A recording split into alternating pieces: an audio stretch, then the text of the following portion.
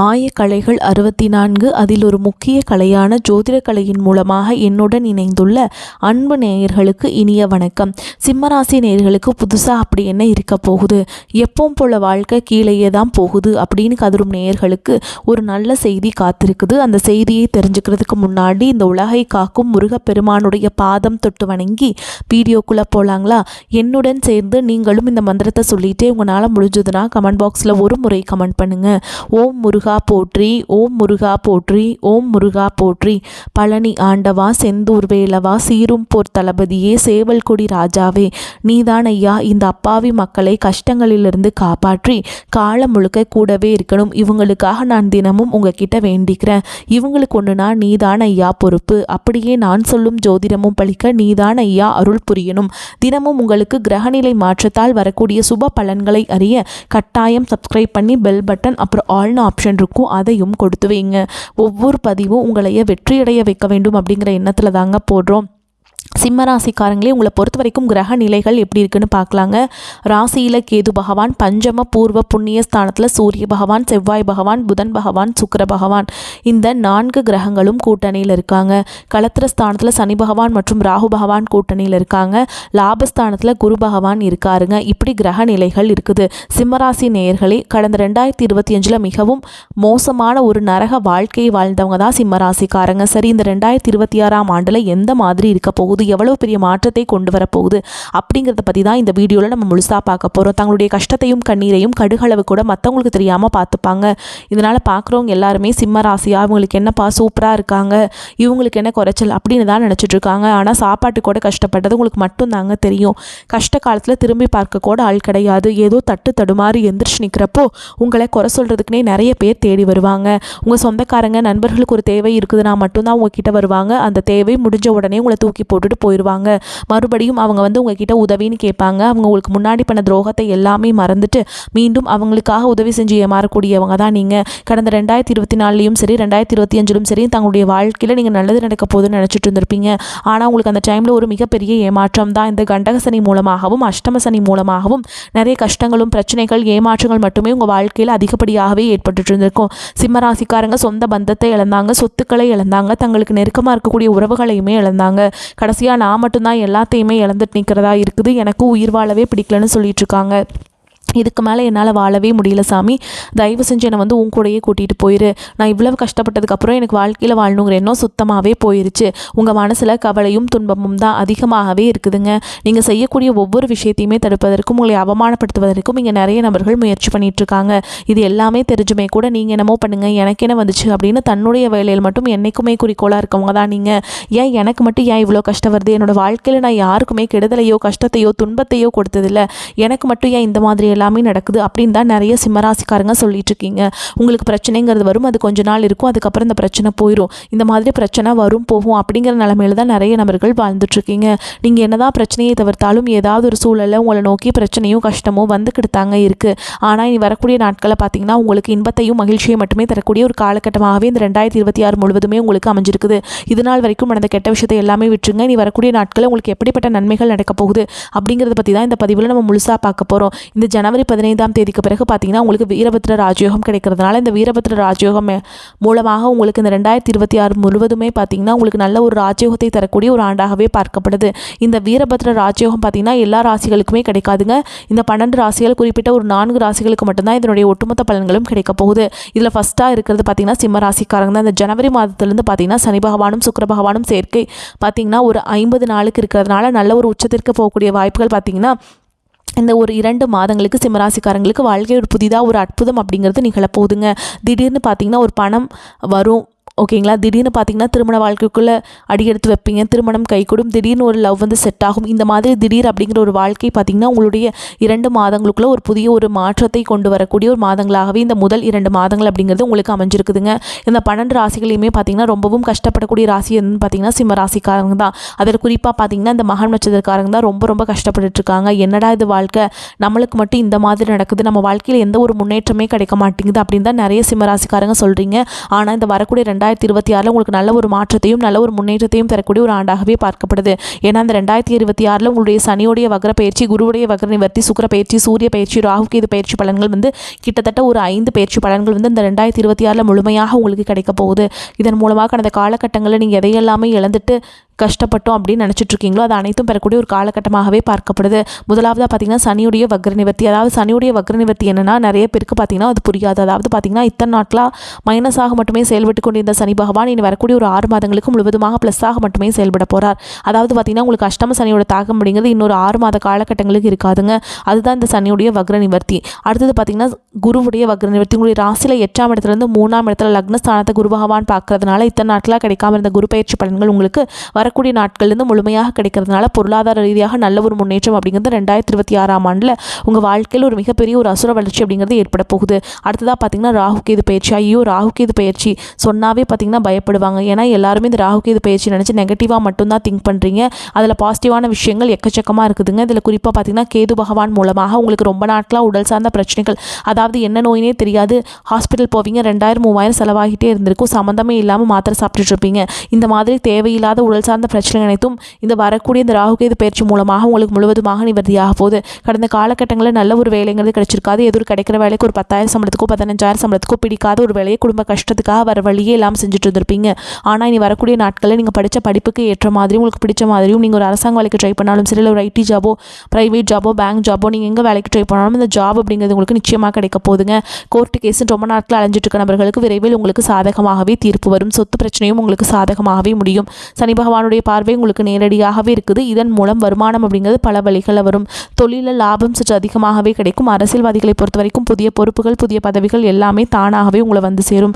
ராகு கேதுவால் உங்களுடைய செல்வாக்கு உயரும், உடல் ஆரோக்கியம் மேம்படும், சங்கடங்கள் நீங்கும்.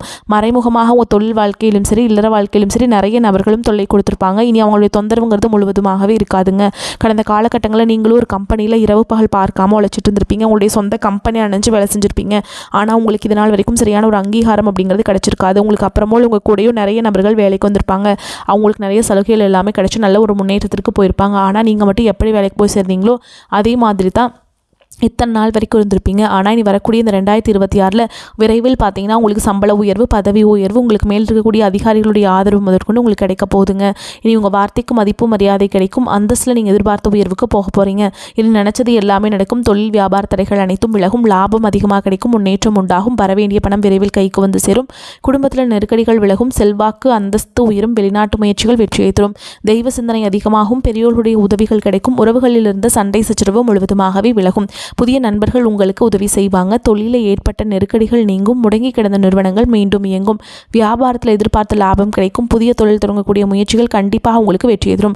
கடந்த காலகட்டங்களில் திருமண நிலை அப்படிங்கிறது பார்த்தீங்கன்னா சிம்மராசிக்காரங்களுக்கு நிறைய பிரச்சனையும் சிக்கலும் சோதனைகளையும் மட்டுமே பெரும்பாலும் சந்திச்சிருப்பீங்க.